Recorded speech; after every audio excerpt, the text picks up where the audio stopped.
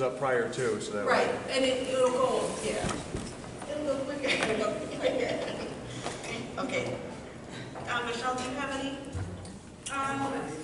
So in the interest of time, so the capital outlay projects, I provided the board with a detailed list of projects along with the quotes and such. So if there are questions, I can talk about it. Not, I didn't have a chance to really look at it. I think I'm four-ish, so I didn't get a chance. Was it the intention to just give it to us and then we can, after the walkthrough, kind of look over it? yeah, and if you have questions, you can email me. Yep, perfect. And then just outlining some district events. Kimya, I have an invitation to prom. You got it? Okay. Okay. That's, I was actually asking who I'm supposed to RSVP to and say who to. Just let Mary know. Yeah, just let, if the board is interested in attending, just email Mary or call Mary and let her know, and she'll forward that information on to the advisors. Michelle has said not to wear problems. Yeah. You know, you can bust out your own I think the normal department has all of mine, so. yes. Don't be that girl. Yeah. Just, you know, I guess I would say, usually the men wear a suit and the women wear the uniform dress. Yeah. That's not, doesn't have to be like not a tool. right. Now some of our teachers will bust out their old dresses just for fun, but we have the 4th and 5th grade concert on Wednesday at 6. We also have coming up the art show on the 3rd. And it starts at 12:30 during the day for students, but it starts with the community, I think, at 6. What day was that? The 3rd. I can send it, I'm sending you guys an update anyway with all of these dates. Perfect. So I'm just telling you, but I'll send you a written document that has them all. We of course have a board meeting on Monday. We have prom on the 11th at 5 o'clock, and that's at the Sugar.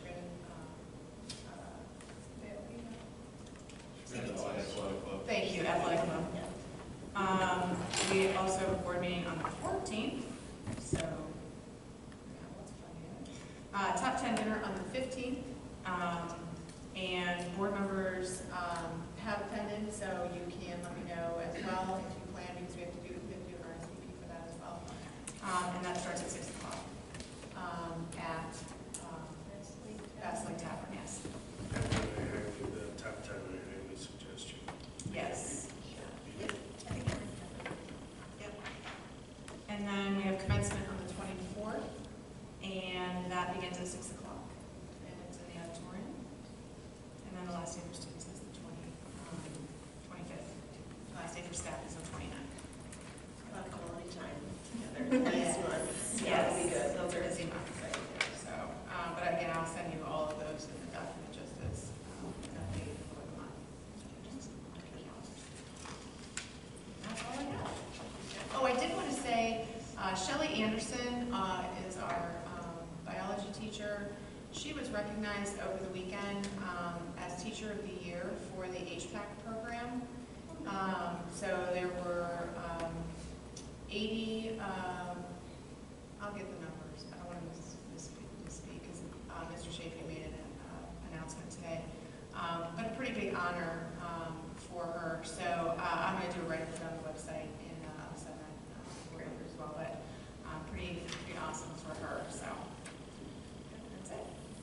All right, before we move on to Nancy's agenda item, I did attend the STARS program fundraiser on Saturday, and I just wanted to report it was a nice, successful event, and there was, Dr. Tucker was present, and a couple other administrators, and it was a really well-attended event, and really inspiring group of parents and people there to support that program. So, also the talent show, the Tonight Show, most of us, I think, were there. It was very well attended as well, and everybody was having, you could just feel it in the room, everybody was having a good time and enjoying themselves, and it was a good event to attend, so all the kids did a really good job. Mr. Kennedy, you too. Thank you.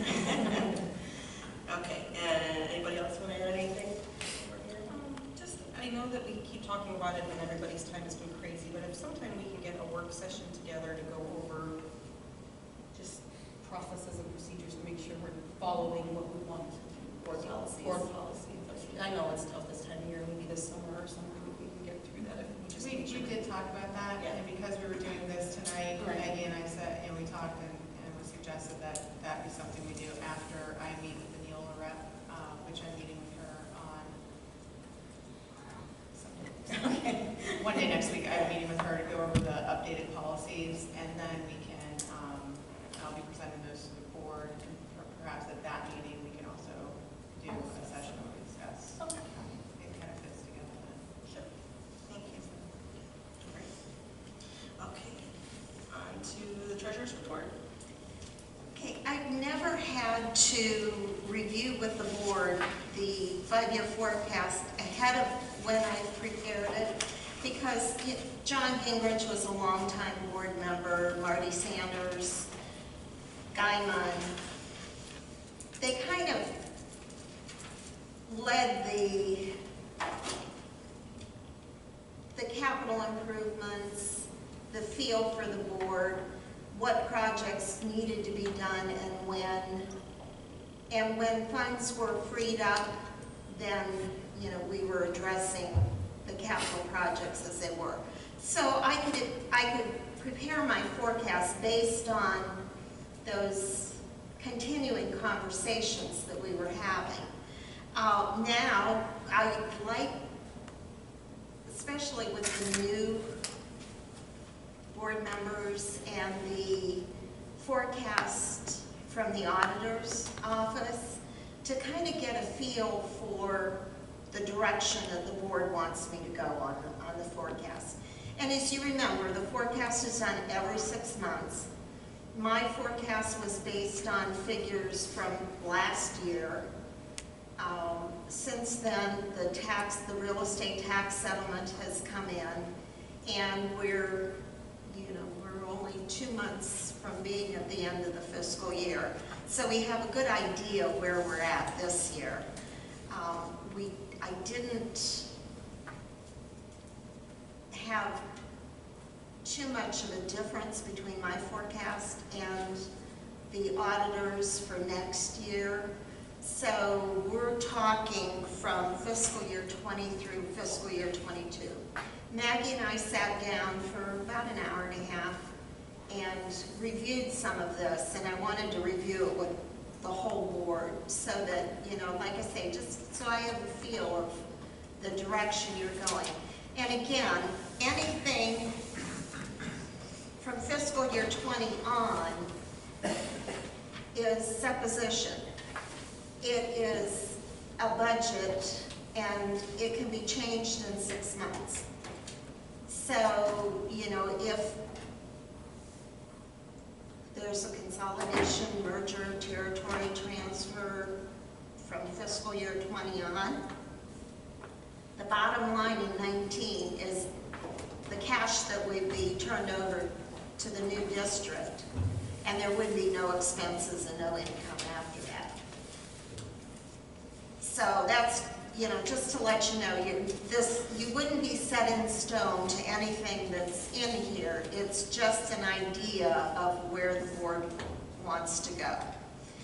I have given you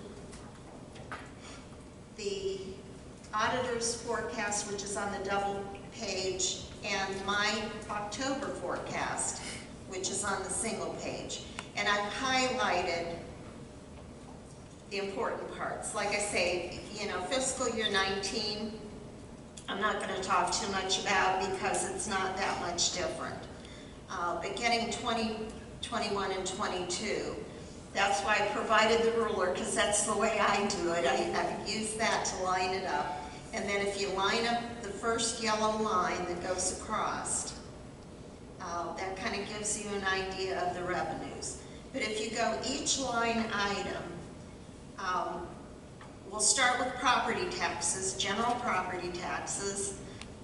That was updated by the auditor after the spring collection, which meant that that's a final number, And so that's the number I'm going to use, and that's the number I'll continue using until the levies drop off from the top. You said we're looking at 2020 right now? 2020 Okay. and further. And again, you know, for the 3 years, you know, I'll go with the auditor's figures on those, since that's what we got from the county auditor, and for the tangible as well. Then you go down to foundation. I was at a conference last week, and again, they indicated that the state legislators think that school districts get too much money. And they said brace for a reduction in foundation. Last year, the base number per student went up $10. $10 per student, even though our costs, you know, multiplied.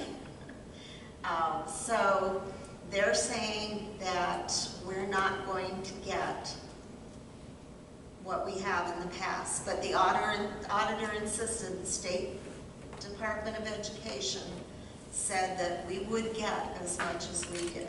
We're talking about line 1.06, all other operating revenues? No, No.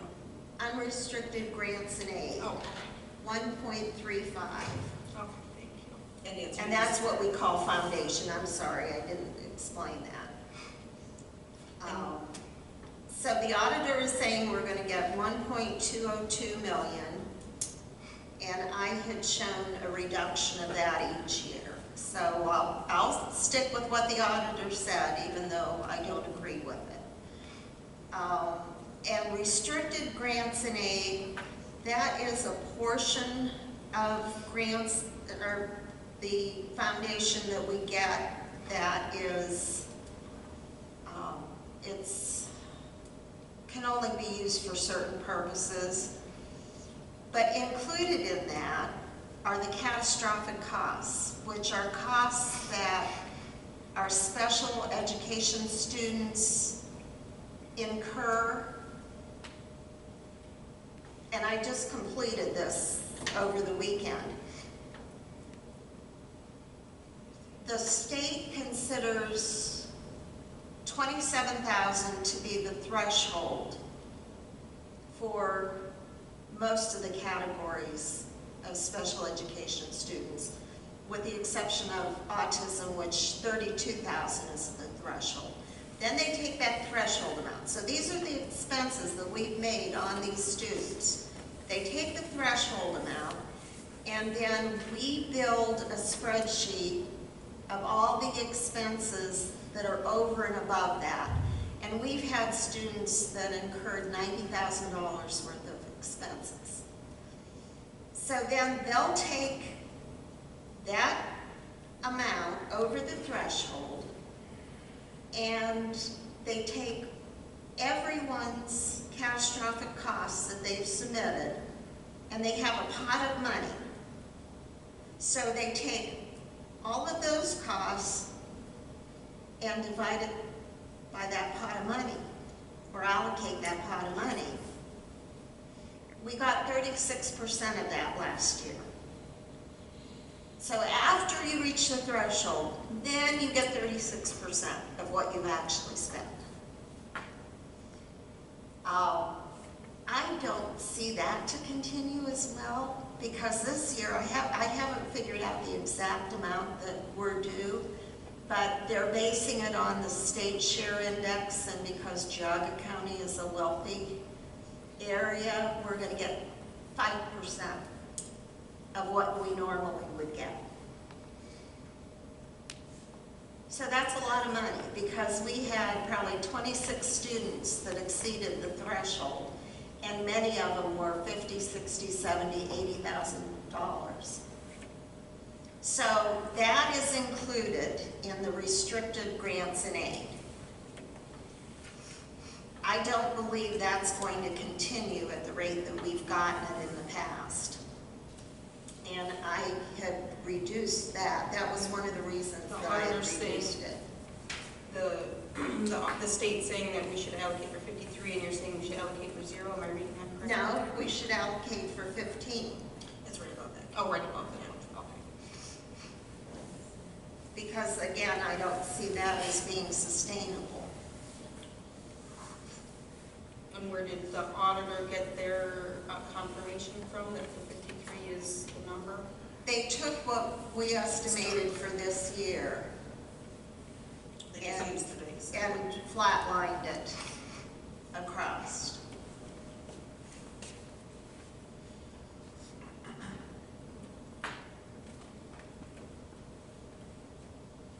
Then we go to the property tax allocation, which is your homestead and rollback. And that also includes your tangible personal property tax, which we got $26,000 this year, and that was the last payment. So we don't, I've cut that out, and I believe the auditors have as well. Yes, the auditors have cut that out as well. And then again, we got updated figures from the county auditor. So, We'll go with what the county auditor, or what the state auditors have indicated. so 427 instead of the 222. The 644 in 2020. Okay. I'm trying to find it. So on your version, that's line item 106? No, it's 105. Property tax allocation, it's 105. Okay. Okay? Then we go to 106, which is all other operating expenses. That includes a lot of the miscellaneous things. When we have court-placed students that are placed in our district, that's where then the other district pays tuition to us. Excess costs, which are the special ed portion of those court-placed kids that are placed in our district. Open enrollment revenues. Pay to participate is in there. And then Medicaid payments are also included in there, as well as Metzenbaum. Years ago, Metzenbaum had an agreement where they were getting tax money for educating children, but they don't educate children. It's the Educational Service Center that educates those children, and we pay the expense to the Educational Service Center. So they're getting tax money for kids that they're not educating. So they've made an agreement, which I believe it may be the only MRDD unit that does this, where they give back to the districts a portion of their tax money. And they don't do that in Trumbull County. So why does yours jump down $200,000? Because so far, we haven't gotten, we just got our Medicaid cost reimbursement for 15, fiscal year 15. But we can't guarantee open enrollment. We can't guarantee Medicaid. We can't guarantee Metzenbaum.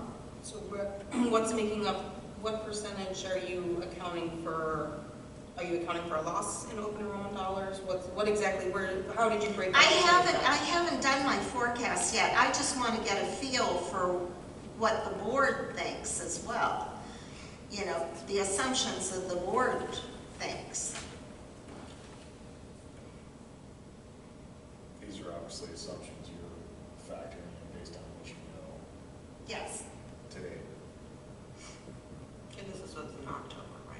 yes. This is the one that we're This is October's. I haven't updated right before you the start. current one, but I wanted to know where the board was leading. If they felt that my assumptions that some of those things were going away or reducing were accurate.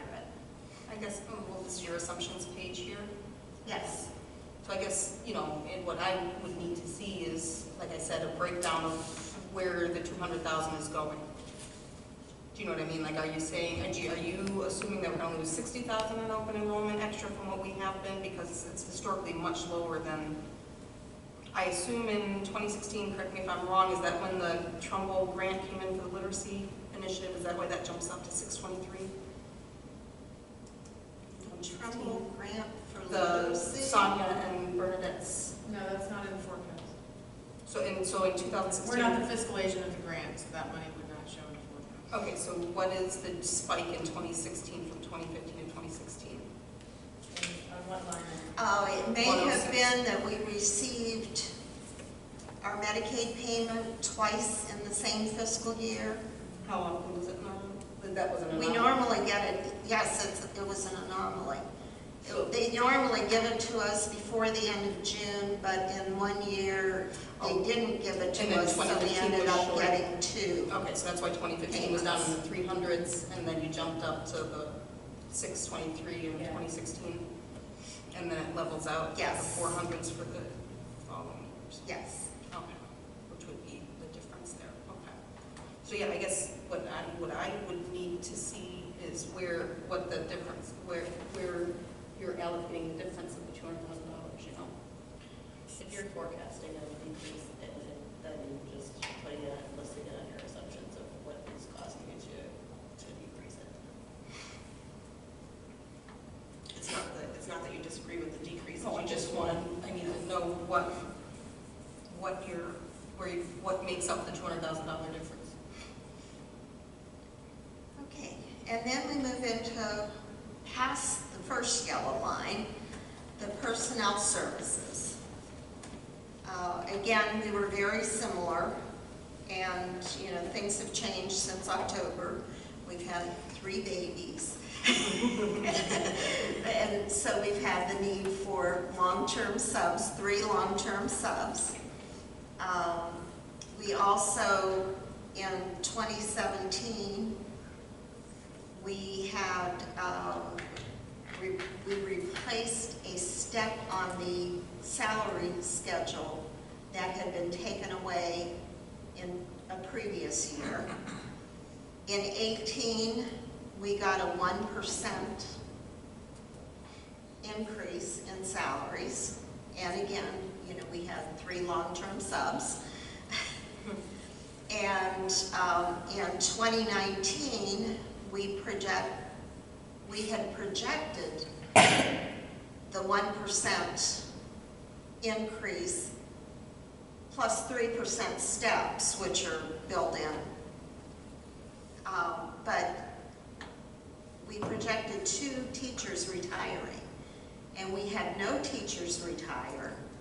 We have 1 bus driver retiring, 1 resigning, and then we had a reduction in force of a proctor. So, those are going into 2019. 2020, we project 2 certified teacher retirements as well, with a 3% step increase. And we projected a 1% increase in salaries, not individual salaries, but just an overall personnel services, an increase of 1%. And that could be an increase in substitutes, an increase in long-term subs, or bringing on tutors. I think we're having an additional aide next year. One-on-one aid, and those are things that work into that. So in We have some substantial needs coming up in preschool. 2020, 2021, and 2022, I've indicated 4%. And again, 3% are steps, and then the 1% is miscellaneous. I'm good with that. If you're looking for a consensus, then I'm good with that. Okay? Okay, then we get into benefits, and Kimmy had asked, when we got our information on insurance, for a breakdown. 2017, and this is just for health insurance, it doesn't include dental, vision, or any of those. We spent, in 2017, we spent $786,000. In 2018, we're projected to spend $917,000, and that was because during fiscal year 2017, we went into the consortium. And I don't believe we started that at the beginning of the fiscal year, and that's why there wasn't as much in 17. And then the average, if you figure the average annual salary for every 1% increase, it's between $9,000 and $9,500 for every 1% per year, an increase. And it's hard to say because every single month we have someone being put on, being taken off, changing, from single to family, family to single, so every single month it's a different figure. I think I misunderstood the first half of that. Did you say the consortium ended up costing more? Yes, yes. In the benefits section, because we had a shared funding for deductible, and that was taken out of our transfers. It was transferred into another fund to cover the portion, the employer's portion of the deductible. It's a buy-in. So basically what happens is when you switch carriers, you have a run-out period of your claims that are covered and insured, so that people, even though you're no longer with that insurance company, if you were in for a procedure or whatever at the last month of your insurance, it will provide for that run-out of those claims. When you switch carriers and you switch plans, most of them, particularly on consortium, you buy in, so you provide an upfront cost that is used for that run-out on the back end if you ever leave. So it covers all those costs for your employees at the end of your, if you ever leave the consortium. So it's a protection for all the members to keep costs low. So I remember that buying the what we're in now was the lowest, it was, but substantial. So are you saying that any time the union would, or any time we switch carriers, it would always cost more the initial year and then it comes down? Is that the which, idea? not carriers for insurance, but so if the consortium said, Anthony Blue Cross Blue Shield was a better carrier, that would be it. But if we were to leave the Lake Health Consortium and go to Stark County, then yes, You're gonna see that then bump you up. see the bump in the beginning. And then how long does it take to set that Just that down? year, just that first. So then, It's Some actually a districts, 2-year. some It's a 2-year districts, buy. oh yeah, that's right, we split it over 2 years, that's right. so. You could do it in 1, you could do it 2, they said you could even do it in 3, but So that should come back down then in fiscal 19 or 20? yeah, but you're gonna have a percent increase, so while the cost will go down for you won't have to buy in amount, the percent increase for health insurance coverage could go up, like we're thinking 9% about next year, so, you know what I mean? So, yes, it'll go down, but it may not look the same, it may not look like you want it to look, because there'll be a percent increase in the actual healthcare costs. So there's 2 different figures that are going into that number. So in other words, like when you think you're saving a lot of money with the insurance stuff, and I mean, that Well, was. you are. I mean, you are, but And we were looking you're at a still. 30% increase, so, Yeah. yeah, we The are. old- Yeah, but I mean, it seems like you're never really catching up on that. I mean, what the staff did and everything else before about going to new insurance saved us a ton of money and helped them and give better coverage. But it, when you're seeing that, when I started learning about the buy-ins and everything else, and then the percentage increase. So at first I thought, oh great, this will be great, as soon as the buy-in's done, we're gonna have, and then it's like, oh no, but don't forget about the percentage increase. You're shopping around a steady level. Well, it's a lot easier to budget if you know you're going to stay around 7 or 8% or 9% of an increase as opposed to jumping from what you had to 30%. You can't budget. Increase is dictated by the agreed contract or by the insurance company? Insurance costs. Insurance. Every year we were up. We had 5 different insurance companies in 5 years. Yeah. And, So that would have caused an increase every year for 5 years. well, every time that you go, they give you an initial low cost. And then the second year, they jump at 20–30%. So that's why you go with a new company, and then they do the same thing. But each year you're incurring buy-in. No, because it's only a consortium that you have a buy-in. It's not each individual company, it's only a consortium. So, they've built up reserves in the consortium, so you're buying into their reserves. And then, but It's it really stabilized the cost of the insurance, although it was a jump the first year for us. Our percentages are stabilized, and I sent you the memo showing, what the estimated percentages would be for the next 5 years.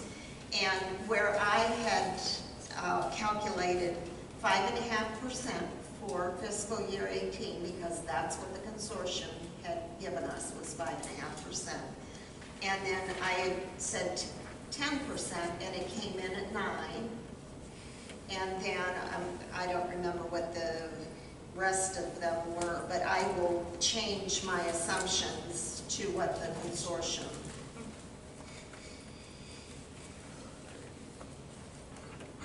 Okay? So by going into the consortium, we stabilized for our employees as well, because when you're switching carriers every year, that means you're switching doctors, and that was becoming very, very difficult. Okay, so purchase services. That is line 3.03. And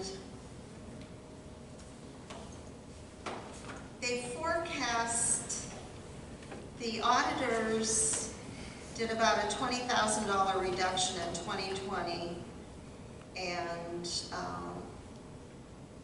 2021, and then an increase again in 2022.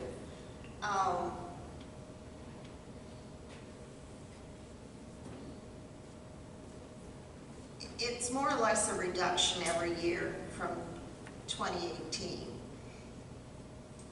I would still like to use the cost of inflation in purchase services, because this is all, it's your plumbers, your electricians, your boiler, besides your natural gas, phone service, and all your special needs purchase services. And we were notified by the ESC at our last meeting last week that we are going to see an increase from the ESC in costs next year. And what is that? What percentage? Well, it depends on the services we purchase, but they're hiring another teacher, so that cost is spread over all the districts that use that service. And they're negotiating right now, so they're looking to give their employees an increase in pay, which is spread over all of us. So we don't know what that's going to be yet, but there will be an increase. So I'm not sure why the auditors would deduct that or anything to reduce. Some of the purchase service, and please explain to me if I've got this wrong. So some of the purchase service should be in a implementation of for instance, is the telecommunications, is that not considered a purchase service? Yes. So feasibly, you would can spend money on that up front, but then the maintenance of that should be, the upfront cost is gonna be more expensive than the annual maintenance cost. It's a. No, I'm talking about your telephone bills, your, Yeah, that's, you know, your electricity. So who is not a purchase service? It would be an employee, or if it's, So the telecommunication that we voted on 2 meetings ago was not considered a purchase service? part of it was, yes, because there's a monthly fee that goes with that. And the actual installation of it isn't in a line item? that's a capital outlay. So Percent increase for you. I had 3% across the board, but I believe that inflation was 2 point something, and I was going to utilize the 2 point something. And when you went over that with the state auditors prior to the meeting that we had, what was their explanation to the initial decrease, and then they came back up a little? What was their explanation for it? I know that we had one purchase service psychologist that we are hiring for next year. So their response was that they weren't accounting for inflation because historically, and it hasn't shown an increase, and that's why they chose Yeah, not to. but actually it has shown an increase. That's why I couldn't understand their explanation of that. That's what the explanation they gave us. But they just said they flatlined it, basically was their way out of it. But they And- did it. But historically, no. If you look at our purchase services, they haven't, Yeah. The 1 year it was 1 year. higher. I mean, they don't seem to increase that much, to be honest with you. They went down. and that's what she's doing, at 2%. 2% would still be like between 16 and 17. We're only talking about, it actually went down. I guess I don't, But they went up in 18 and then went up in Yeah. 19. And in some years, it depends on when we're billed for the purchase service. We don't get all of our bills a lot of times from the ESC until after the fiscal year has ended. And then, you know, they'll catch up with all their billing. Well, then it shows up in the next fiscal year. are we, If we can show that there's an inflation calculation that you're using in the Uh-huh. assumption, I would be supportive of being conservative on that end. Just, you don't want to end up with a higher gas bill or used electric or Right. whatever, and that you haven't accounted for. I understand if what they were explaining was that they didn't see historically in the last 3 or 5 years, then, yeah, I smell that. then I would understand. I don't understand if historically we saw an increase, why they wouldn't have accounted that for that. So I'm supportive if we can show that it's reasonable to believe that there's a 2% Well, you inflation. just, when you start talking fuel costs and everything else, I think you get a big jump. I mean, you'd rather have it Oh, there. yeah, and especially too, because we're negotiating a contract with rates, and that's a whole different thing, and a different. Yeah, different area, But but you still have to be, When was, in 15 and 16 and 17, were there any contract negotiations? We negotiated every year. Every year there was a negotiation. which is, I don't want to do it. But you just, You don't. you don't want to do it. So every year where there was a decrease, there was also a negotiation.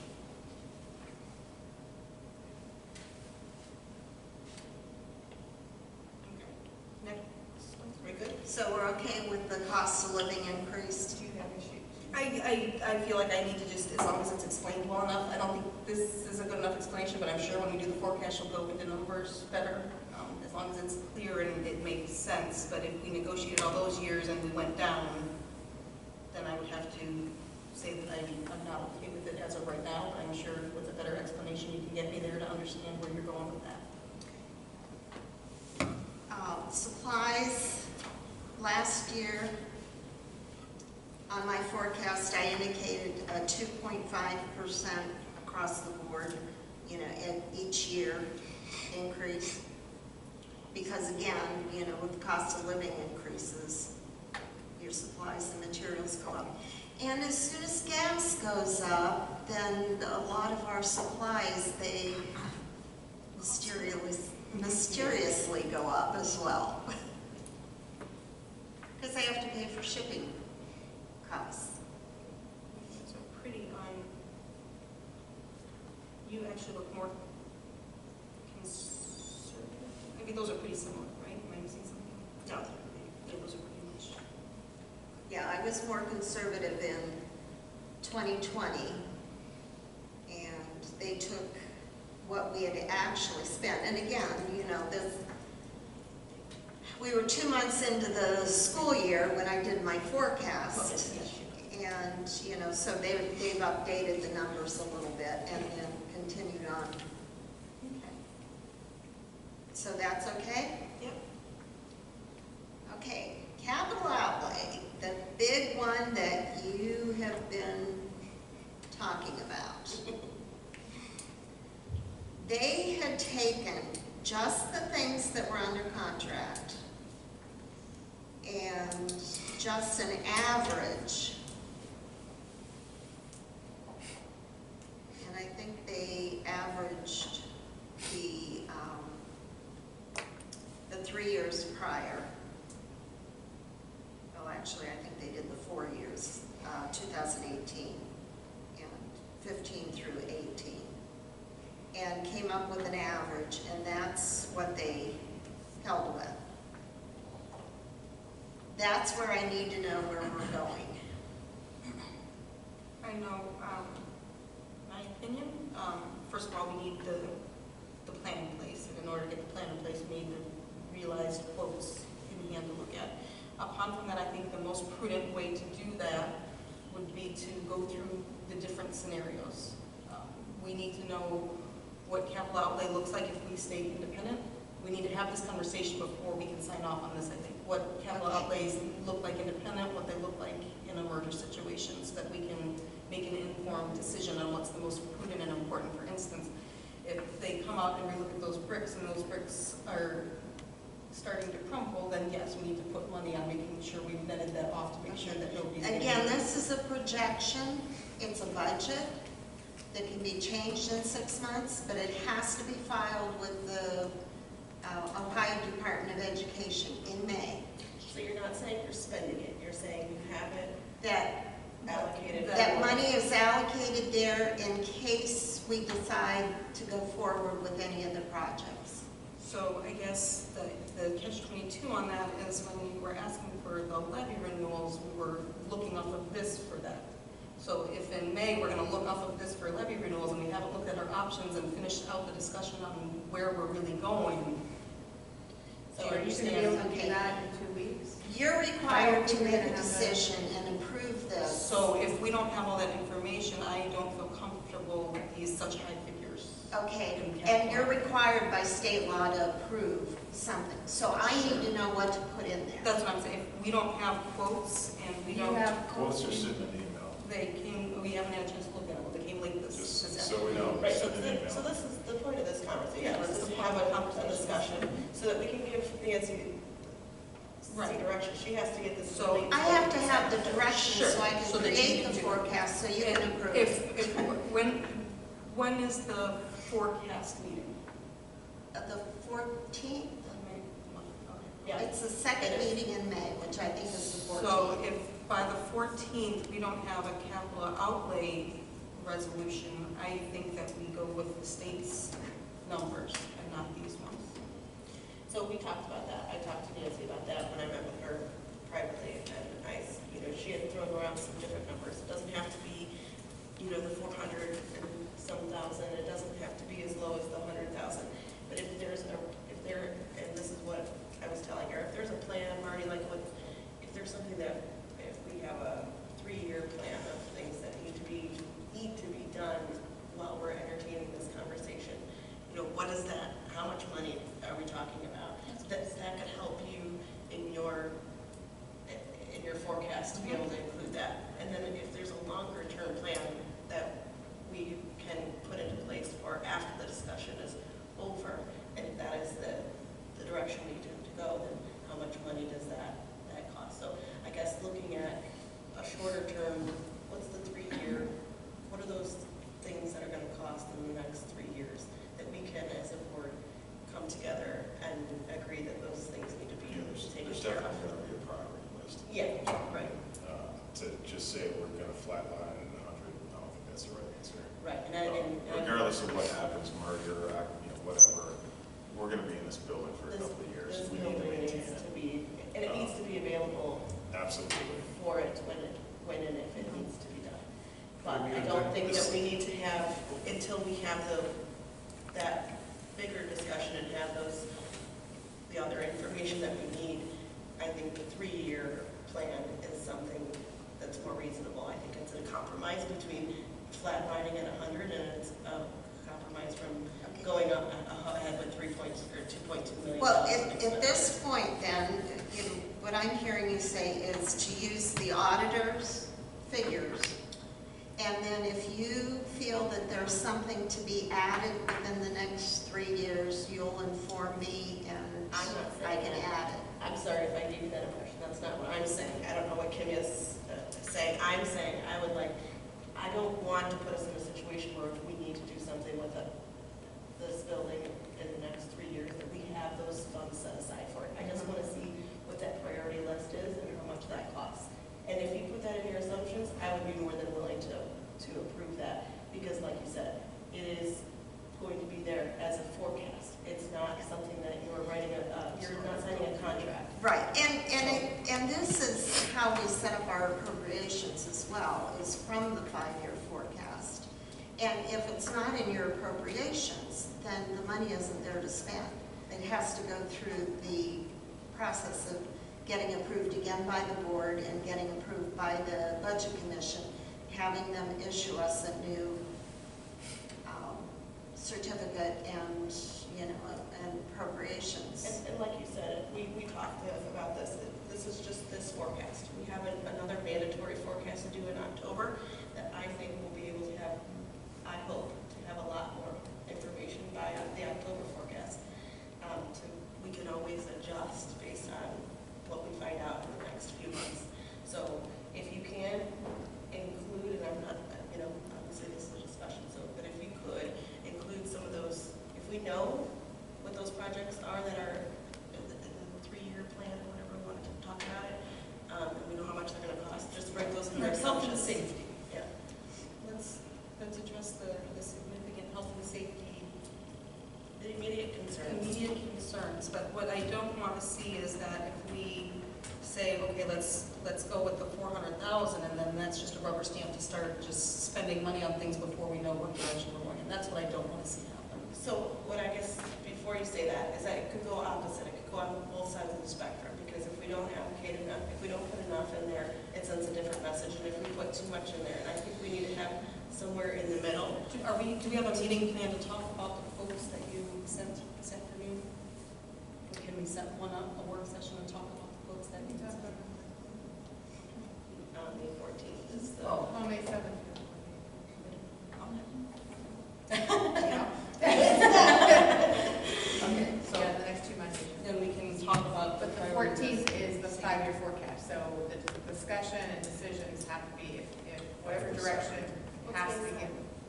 What is that? The regular board meeting? Oh, she's a regular. Oh, okay. Yeah, May 7th is your regular board meeting, and then May 14th is your 5-year forecast. Are you saying you'd like to meet On to give the me some more 7th. time? On the On the 7th, you will have that, you guys will have time to review the email that I sent you that has the information in it. Then May Did you 7th. give the actual quotes? Okay, not just written down from the company? Well, the ones that were asked me, because you've gotten some of them, but the windows was the one big one, and I took the closest. So I think the quote that you have is going to be a verbal, right, from the. The windows? No, that's. Did you put the actual quote in there? Yeah, if you scroll down, I put the appendix B, it's appendix. Oh, it was from Capital, right? That's where it was. So that, And it breaks down all the. without having Yes. that conversation, it's kind of like, Is that- you know what I mean? Like, Yeah, what are we approving without that conversation first? Right. Yeah. Would that help? Okay, so I'll put together just, you know, rough of what we're gonna spend in the next 3 years, or, you know, I'll work with Michelle and Roger, and Yeah. we'll put something together, and then, you know, the board can discuss it and do whatever changes that need to be done. Then if you go to other objects, which is line 4.3. These are audit costs, dues, shipping, which again, you add materials, or, you know, the cost of gas to shipping materials. Treasurer fees from the county auditor, county treasurer. Insurance, liability insurance, property insurance, fleet insurance, miscellaneous bank charges. And I can increase those each year by 3%.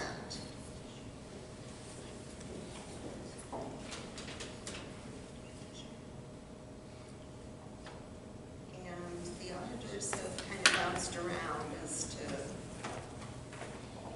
on the fees on that. Oh, because we have a biannual audit, then we don't have audit fees in 19 or 2021.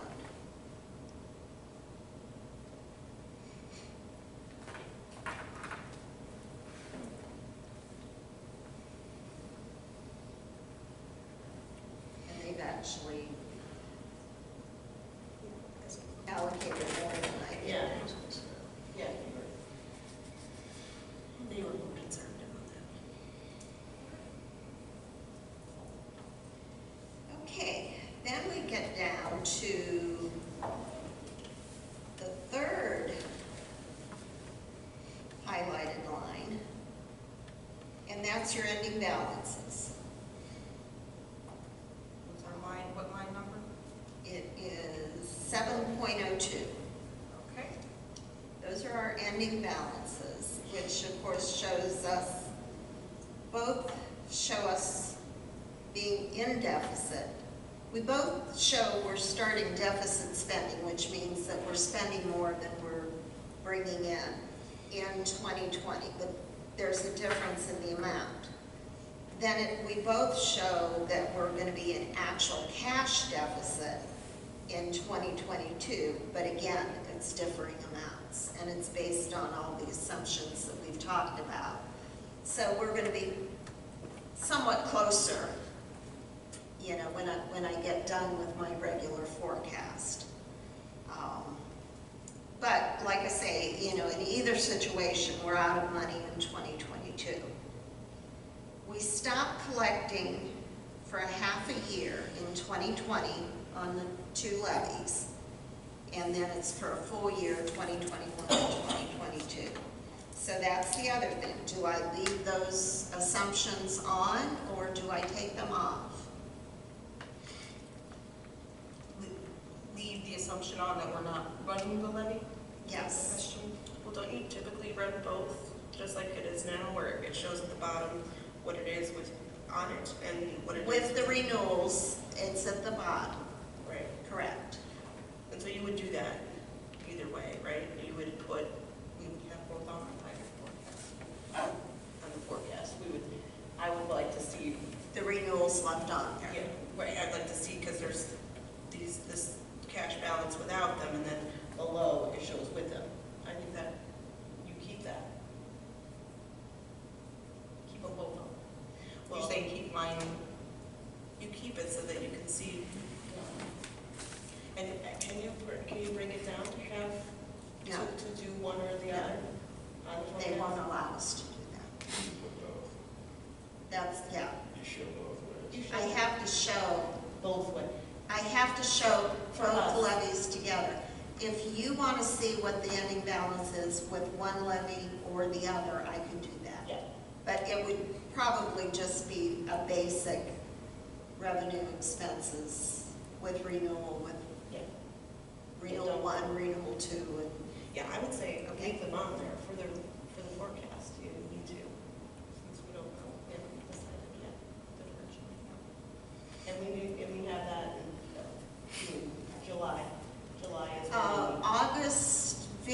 early in August, and let me see your book. Yeah, thank you. Very early in August, it has to be filed with the Board of Elections.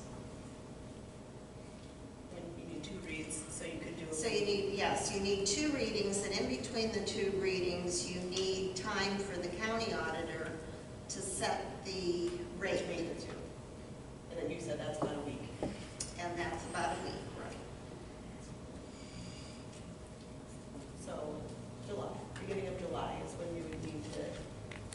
Yeah, the end of June, beginning of July. And just for clarity, on a 5-year forecast, you can't necessarily assume the renewals, correct? That's why You you're have to showing- put them at the bottom. Yeah, that's why you're showing it Yes. without the Right. renewals back there. Yeah, the top cannot have the renewals. It's down at the It's a bottom. side note at the bottom that says, hey, if it does pass, this is what you'll realize. Right, right. And it's August 3rd, Okay. so that's very early in August.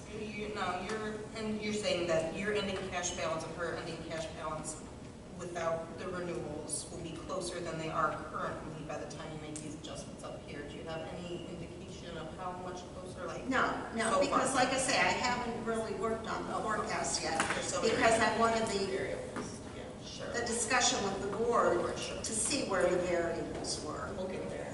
Yeah. And then we can see different, you can come up with different combinations of levy options for us at that point to see 2 different conversations. Yeah, Right. okay. And not necessarily equal. Okay, so you've given me an idea of where to go. Excuse me. Well, good. And if, now that you have that, maybe each meeting as part of your presentation, if we can have a check-in on the forecast each month, this is what we were at, because each month typically it should be getting closer. That's what this is. Okay. You get this every month with your financials. And what it does is, this will be updated once the forecast is updated here. Sure. And then this is actual expenditures are on this side, because it has actual down here. And then projected is here, and where we're at in our projection of the forecast. If you could just, like, each time we meet, if you could just say, go over that actual column and explain where we cinched it in a little tighter, I think that for me would be very helpful to have a handle on it throughout the year, so not just twice a year we're checking in Right, for right. how we got Yeah, where we're at. and you know, each month you can compare what I had anticipated and where we're at today is on the other side. So, yes, if you want me to go over it each month, I can do that. Just 5 minutes, here's where we got closer, and this is why we got a little closer. That would be very helpful. Yeah. Thank you. Right now, we are within 90,000. We have about 90,000 more than I anticipated in the beginning, and that was October.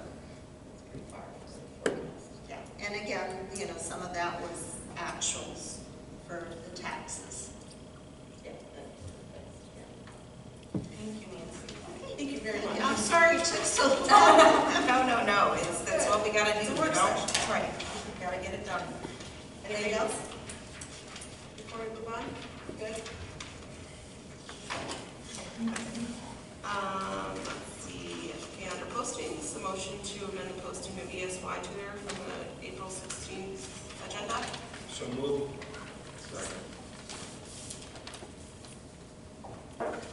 Mr. Sanders? Yes. Mr. Simpkins? Yes. Mrs. Matthews? Yes. Mrs. Zopp? Yes. Approval of vendor contracts, one motion to approve the quote for Portland Electric for the electrical work to remove and replace electrical fixtures, $3,000, the amount of $3,150. So moved. Second.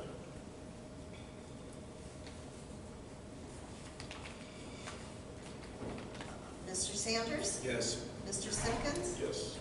Mrs. Matthews? Yes. Mrs. Zopp? Yes. Motion to approve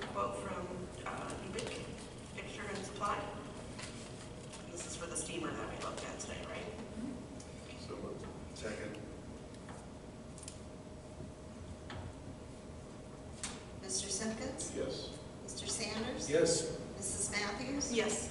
Mrs. Zod? Yes. Motion to approve the proposal for the customer's electric to remove and replace old wiring for the convection steamer. So moved. Second. Mr. Sanders? Yes. Mr. Simpkins? Yes. Mrs. Matthews? Yes. Mrs. Zod? Yes. Motion to accept the EA group for a statement of work of development, estimated project total of $1,120. I do not know what that is at all. What is it? It's an organization that we use to develop our maintenance plan. Oh. So it has to be approved every, it has to be reworked and reapproved every 5 years. Okay. We're in the process of doing that update. And that is cost for that. So. Second. Mr. Simpkins? Yes. Mr. Sanders? Yes. Mrs. Matthews? Yes. Mrs. Zod? Yes. And there's the consent agenda. Motion to approve consent agenda items B through F. So moved. Second. Mr. Simpkins? Yes. Mrs. Matthews? Yes. Mr. Sanders? Yes. Mrs. Zod? Yes. Okay, under payment of bills, a motion to accept the notice of payment and acceptance of then and now. So that's Okay, all. that's part of the consent. That's all. Oh, I'm sorry. I do that every time. We're done. We're done. We got there. We made it That's through. the beauty of this. Really? I want to say thank you to all our donors for Yes, display. Yes, very much so. Was there anything else? Anybody else have anything else? Good. Okay, motion to adjourn the meeting and, I don't know.